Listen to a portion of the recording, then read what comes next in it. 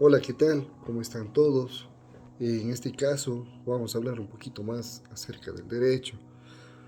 Muchas de las veces pedimos castigos más duros, pero pocas de las veces nos hemos preguntado si esos castigos son realmente justos. En este video vamos a hablar sobre dos principios fundamentales del derecho penal, que son claves para entender cómo funciona el sistema penal y un Estado constitucional de derechos.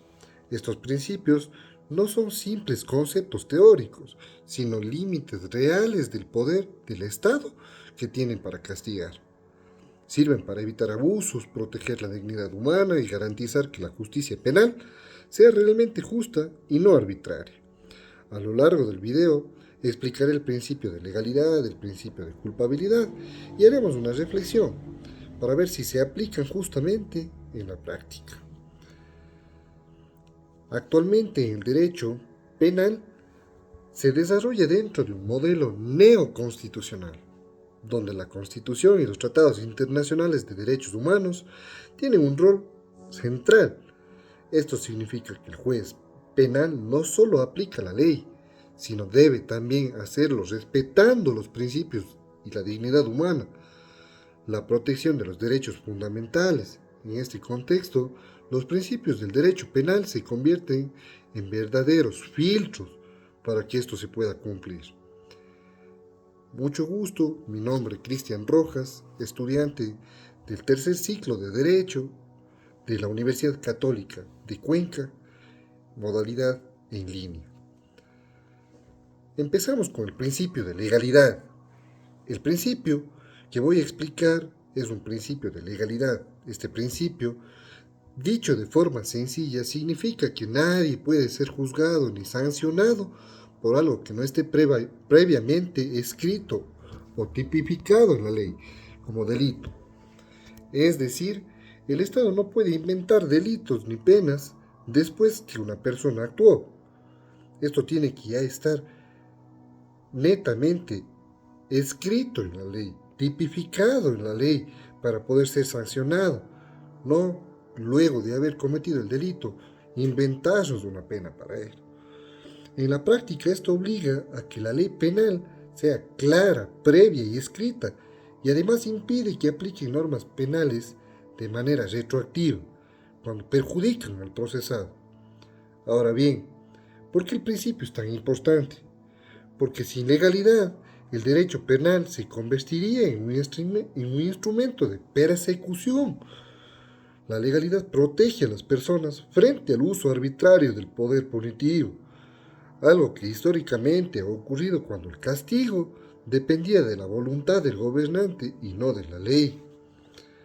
Hoy en día, sabemos que este principio se ve amenazado cuando por presión social o mediática se pretende castigar conductas que no encajan para nada, claramente, en un tipo penal, o cuando la fuerza, la interpretación de la norma se da una respuesta rápida. Esto demuestra que el principio de legalidad sigue siendo un límite imprescindible, pero también un principio que requiere jueces firmes, respetuosos de la Constitución. Tenemos también un principio muy fuerte, un principio de culpabilidad. Este principio establece que solo puede ser sancionado penalmente una persona que haya actuado de manera consciente, voluntaria y con conocimiento de que está en un delito. En otras palabras, el derecho penal moderno no castiga personas, castiga hechos, y solo cuando estos hechos pueden ser reprochados por el autor. Por eso se rechaza la responsabilidad objetiva, es decir, castigar a alguien solo por el resultado, sin analizar su conducta o su intención, eso no se puede dar. Surgen algunas cuestiones importantes dentro de la práctica. Muchas veces se confunde la culpabilidad con simple reproche social en contextos de conmoción pública. Se tienden a exigir castigos inmediatos sin analizar adecuadamente si la persona tiene la capacidad real de comprender si fue ilícito o lícito la causa real de su comportamiento delictivo. El principio de culpabilidad nos recuerda que castigar sin reproche personal es injusto y vulnera directamente la dignidad humana. Podemos concluir que los principios de legalidad y culpabilidad son pilares del derecho penal y límites esenciales para el poder del Estado. Sin ellos, el sistema penal pierde legitimidad, se transforma en un mecanismo de control más que de justicia. No hay que confundirnos.